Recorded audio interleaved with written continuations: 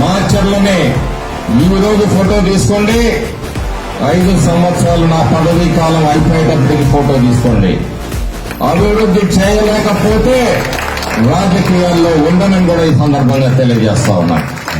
ఆ రోజు చెప్పాము, బుగ్గవాగు నుంచి ప్రతి ఇంటికి నీళ్లు సప్లై చేస్తామని.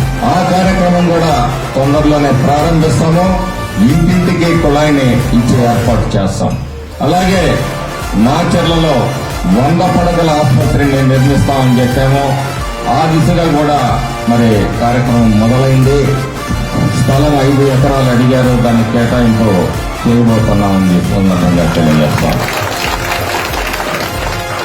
ప్రధానమైన మాచర్ల శ్రీశైలం జంక్షన్ దగ్గర నుంచి రాయవరం జంక్షన్ వరకు రోడ్డుని వెడల్పు చేస్తున్నాము, దాన్ని అభివృద్ధి చేస్తాము.